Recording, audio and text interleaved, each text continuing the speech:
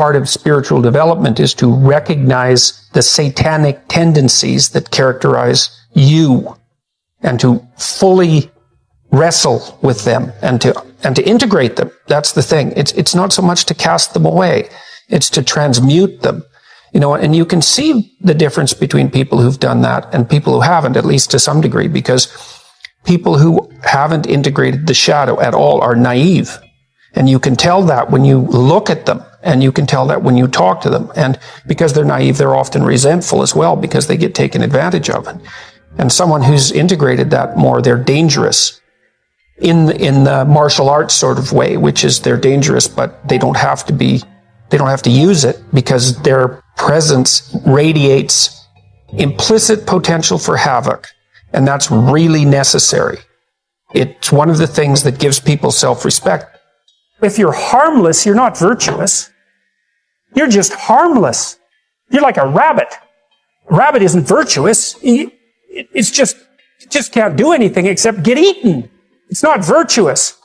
If you're a monster and you don't act monstrously, then you're virtuous. But you also have to be a monster. Well, you see this all the time. Harry Potter's like that too. It's like he's flawed, he's hurt, he's got evil in him. He can talk to snakes, man. He breaks rules all the time. All the time. He's not obedient at all. But, he has a good reason for breaking the rules. And if he couldn't break the rules, him and his little clique of rule-breaking, troublemakers, if they didn't break the rules, they wouldn't attain the highest goal. So it's very peculiar, but it's a very, very, very, very common mythological notion. The hero has to be a monster. But a controlled monster. Batman is like that, it's everywhere. It's the story you always hear. If you're going to be a fighter, you have to want to win. And you have to want to hurt people. Not for the sake of hurting them. That's what makes you different than an evil person. But you have to have that capacity. You have to develop that. And, that's the step on the way to enlightenment, weirdly enough, because that isn't what people think. People have been fed this diet of pablum, rights and impulsive freedom for so long. There's just an absolute starvation for the other side of the story. There are no rights, technically speaking, without responsibilities. And all we've had for 60 years is a dialogue about rights. Well, that leaves a hole on the other side of the story. And it's a hole that's in people's hearts, essentially. Because responsibility, well, perhaps that's not more important than rights. Like I said, they're part and parcel of the same formula. But it's in responsibility that most people find the meaning that sustains them through life. It's not in happiness. It's not in impulsive pleasure. Those things blow away at the first ill wind. But to adopt the responsibility for your own well-being and to try to put your family together and to try to serve your community and to try to seek for eternal truths and to live them, that's the sort of thing that can ground you in your life enough so that you can withstand the difficulty of life. And when you tell people that, especially when you include yourself in the audience, let's say, and you're not finger waving from above, then everyone knows that it's true. There's been this attempt to identify masculine competence and power, let's say, but mostly competence with tyranny. And that's very, very hard on young men. It's also hard on young women, for that matter. But it's very helpful for people to hear that they should make themselves competent and dangerous and take their proper place in the world, because it's the alternative to being weak. And weak is not good. The people who shoot up the high schools, they're weak. They're weak. And life is a very difficult process, and you're not prepared for it unless you have the capacity to be dangerous. That doesn't mean that you should be cruel. It doesn't mean any of that. There's a statement in the New Testament, the meek shall inherit the earth. But the meek isn't well translated. It means something more like, those who have swords and know how to use them but keep them sheathed will inherit the world.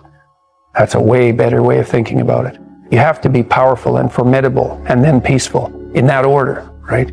And that's not the same as being naive and weak and harmless, which is what young men are being encouraged to be. It's like, that's a very bad idea. It's a very bad idea. Because naive, weak, and harmless means that you can't withstand the tragedies of life. You can't bear any responsibility. You'll end up bitter. And when you get bitter, then you get dangerous. You don't treat adult men as if they're infants. But the young men really need to hear this more, I think, is that you should be a monster. Because everyone says, well, you should be harmless. virtuous. You shouldn't do anyone any harm. You should sheath your competitive instinct. You shouldn't try to win. You don't want to be too aggressive. You don't want to be too assertive. You want to take a back seat and all of that. It's like, no. Wrong. You should be a monster, an absolute monster, and then you should learn how to control it. Someone who is incapable of cruelty is a higher moral being than someone who is capable of cruelty. And I would say, and this follows Jung as well, that that's incorrect, and it's dangerously incorrect, because if you are not capable of cruelty, you are absolutely a victim to anyone who is. And so part of the reason that people go watch anti-heroes and villains is because there's a part of them crying out for the incorporation of the monster within them, which is what gives them strength of character and self-respect, because it's impossible to respect yourself until you grow teeth.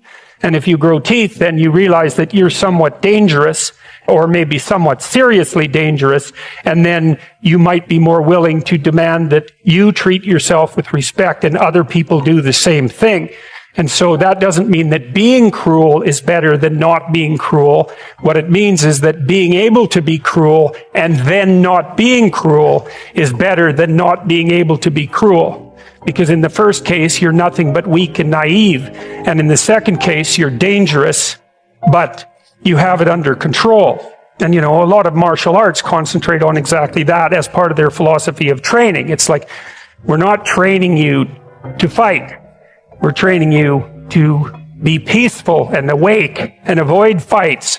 But if you happen to have to get in one, and I guess the philosophy also is that if you're competent at fighting, that actually decreases the probability that you're going to have to fight, because when someone pushes you, you'll be able to respond with confidence, and with any luck, and this is certainly the case with bullies, with any luck, a reasonable show of confidence, which is very much equivalent to a show of dominance, is going to be enough to make the bully back off.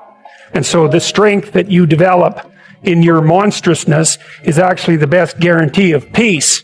And that's partly why Jung believed that it was necessary for people to integrate their shadow.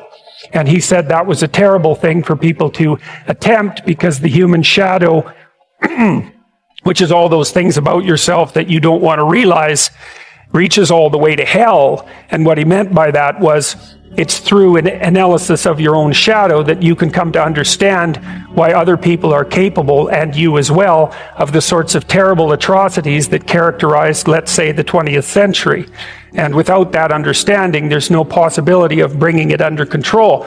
When you study Nazi Germany, for example, or you study the Soviet Union, particularly under Stalin, and you're asking yourself, well, what are these perpetrators like? Forget about the victims. Let's talk about the perpetrators. The answer is, they're just like you. And if you don't know that, that just means that you don't know anything about people, including yourself. And then it also means that you have to discover why they're just like you. And believe me, that's no picnic. So that's enough to traumatize people, and that's partly why they don't do it. And it's also partly why the path to enlightenment and wisdom is seldom trod upon, because if it was all a matter of following your bliss and doing what made you happy, then everyone in the world would be a paragon of wisdom. But it's not that at all. It's a matter of facing the thing you least want to face. This is an interesting thing about the integration of the shadow, because recognizing yourself as the locus of evil, let's say, actually, in some sense, gives you far more respect for yourself, strangely enough, because the same respect that you might have for a wild animal or even a monster. So then maybe you learn to treat yourself differently. Like, I think this is particularly true with regards to the discipline of children. If you know that you're a monster, and that will manifest itself in your life, consciously or unconsciously, and if it's unconsciously, it's not good, then you become better at disciplining children. And the reason for that is that you don't want to expose them to your dark side. And so if they behave and don't provoke you, which means they'll also behave for other people, then the monstrous part can stay in abeyance, and then that's great. But if you don't understand yourself as capable of wreaking havoc, and that can be the kind of havoc that unfolds over decades, right? Because if you're going to abuse a child, It's the primitive form of abuse is the physical abuse. The sophisticated form of abuse is the continual undermining of the child's courage across perhaps their entire life. And there's a terribly monstrous element to that. And if you're not respected properly by the child, say, you will absolutely take revenge on them. And, in some sense, that's the whole Freudian psychoanalytic story. It's not all of it, but you either have that or it has you. Those are the options. And you don't become safe by being castrated.